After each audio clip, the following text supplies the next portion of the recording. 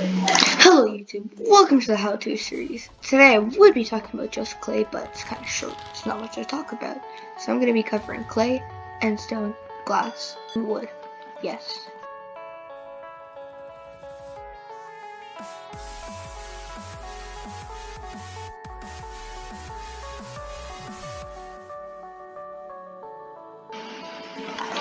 So clay, wood, and endstone, they're under the blocks category. Oh, and glass, can't forget that. So clay, it takes less time to break than endstone, however it is more cheap. Blast-proof glass, well, it can protect you from explosions. Wood, it's wood. You need an axe to break it, and with endstone and clay, you need a pickaxe. To get a good bed defense, you want it to be small, and you want them to switch between an axe and a pickaxe a lot. So I'm just going to show you some basic bed defenses using these resources. So I'm actually doing this in one of my houses. Feel free to check them out. Advertisement. There's my PvP one and a parkour one. It's cool and I think it's fun. Anyway, back to the video. So if the bed is here, normally this is called a butterfly defense. Many sweats use it. It only requires 12 endstone. I'm not sure about the amount of glass, but you'd only place glass in this area so that it blocks most of the TNT and doesn't cost that much. So if you were going to try and break this bed, you TNT from this side.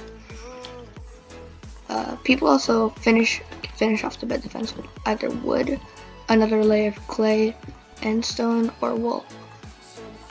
Either one of these works. Preferably, if I were to do this bed defense, I'd use wool. Again, you just want the bed defense to be short so that people cannot easily get inside it. So this is your classic butterfly defense. You break in from this side, and there's the bed. Next up is a bed defense that I want to say I created and many people took on. So you start with some endstone, do a layer of wood. Now this bed defense is a bit more expensive than the other. However, it works perfectly because it's good to have a small bed defense. See, with these two, it's really difficult to hide inside. I mean, you'd have to place wool here, and that sticks out really well. So you can easily see if someone's hiding inside your bed defense. Same thing with this design. Most of the bed defenses I'm going to be showing today using these resources are going to be 4 to 3 layers. So this is the normal bed defense. Sometimes I'll add a layer of wool. So yeah, that's the bed defense fully complete. That's what I usually do. Now, if I do ever get obsidian, I'll go inside and I'll replace the endstone with obby, like so, and you cover it back up perfectly. And at this point, since obsidian takes a really long time to break, many people will hide inside your bed defense, and if it's 4 layers, it is easy to hide inside. So at this point, I keep it like this and remove the wool with obsidian inside. So then these bed defenses I recommend using for 4s. However, there's some more popular ones in doubles and singles. So you place wood like this, and then you just do wool down the middle. So it is a 2-layer mixed with 2 resources. Now this is what I call a hot dog bed defense. It's probably called something else, but I don't know what it is. And then you've just got your lazy bed defense where you just spam layers of wool. 2 layers of wool is a lazy thing I do in 4s usually. However, if I am lazy, I'll get one of my teammates to just do a simpler version of this. So here's your bed, you do the endstone. Now, normally with this bed defense, you'd have to buy wood twice, but what we end up doing is since we'll have 2 extra endstone, we don't want to buy wood twice, just put endstone here. Instead of placing glass, you could do wool. So this is what I'll do when I'm lazy in 4s and I don't feel like protecting that well, or I'll just do 2 layers of wool. But most of the time, when I'm in a squad with people, I will do this bed defense. Actually, they will. I don't defend the bed. Troll bed defenses. So these are just funny things you could do using these resources. So you have the large cube where people tend to defend their bed layer, and then they'll make a giant box or so around it, but the box will actually look like a bed defense using the pyramid formation.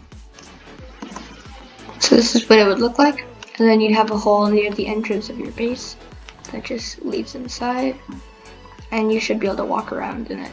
And you could use different materials if you want to make it even more expensive. Make the inner layer glass, and then put another layer of wool around it, but these can go pretty far. And I actually did a video a while ago about this bed defense, and I found that it was really good because all of these materials can be broken rather quickly with a certain tool. However, glass is the only thing that there is not a tool for in Minecraft or Bedwars. So I did a video about this, and someone actually did like a 15 or like a 5-layer glass bed defense.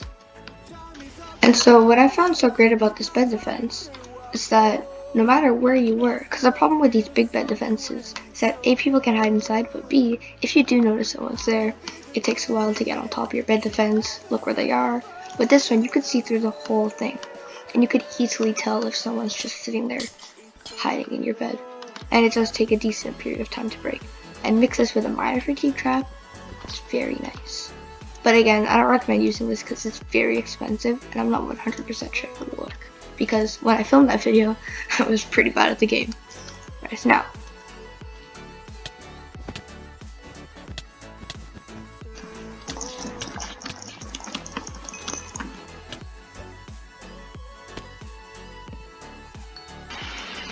I hope you enjoyed the video and learned a lot from the how to use series. Clay, Endstone, wool, wood, and obsidian.